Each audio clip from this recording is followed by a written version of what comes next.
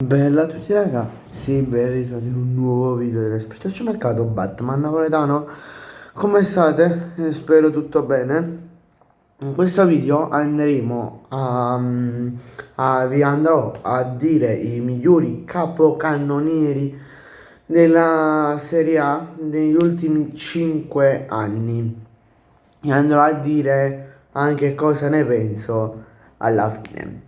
Allora, nella stagione 2021 il miglior, cioè il capocannoniere della Serie A fu Cristiano Ronaldo, che stava alla Juventus, con 29 gol. Se vedete qui è ritornato a scaldagol del Napoli dopo tanto tempo, circa un mese che non lo mettevo. Vabbè, poi nella stagione 21-22 il capocannoniere della Serie A è stato Ciro Immobile, stava alla Lazio con 27 gol.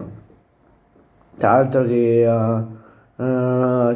Ciro Immobile è stato un sacco di volte capocannoniere della Serie A, non di seguito ma magari in anni diversi, però tipo con un anno, uno massimo 2 anni di differenza.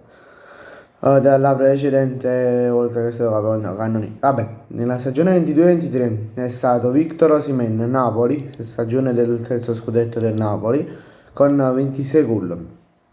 Nella stagione dopo, 23-24,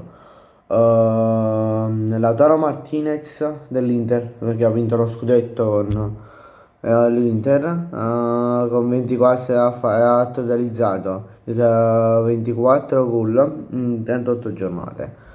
Poi, nella scorsa stagione 24-25, che il Napoli ha vinto lo scudetto, a sorpresa non è stato un giocatore del Napoli, perché nella maggior parte delle volte i capocannonieri sono quelli là che vincono lo scudetto, tranne tipo Ciro Immobile per la Lazio e per appunto l'anno scorso per l'Atalanta, che ha fatto vedere Matteo Retegui ha fatto 25 gol in 38 partite, che poi se n'è andato in Arabia Saudita per 67 milioni e qualcosa se non sbaglio. Vabbè, allora, secondo me, questi capocannonieri sono, tra virgolette, anche giusti, cioè,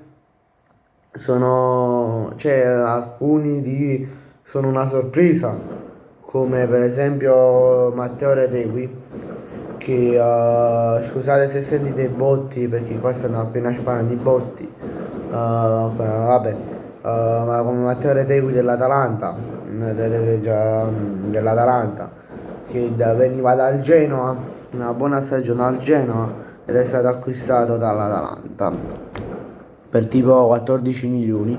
Cioè, l'Atalanta tiene questa capacità di prendere dei giocatori e valorizzarli. Cioè, tenevo pure Gasperini, ma mo non ci sta più.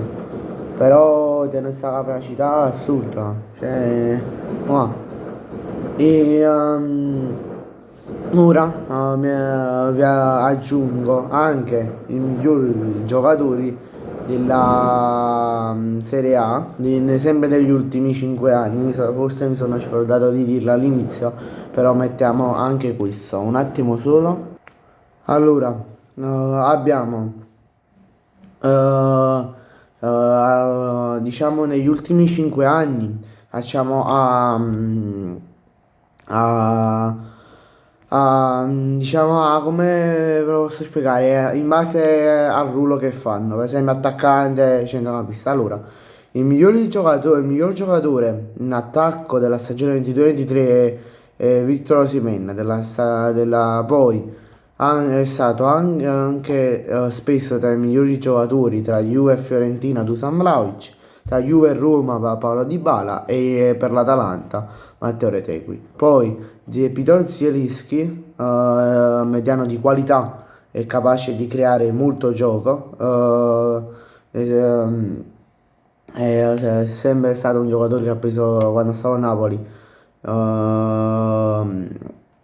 quasi sempre il miglior giocatore, è la stessa cosa l'anno scorso,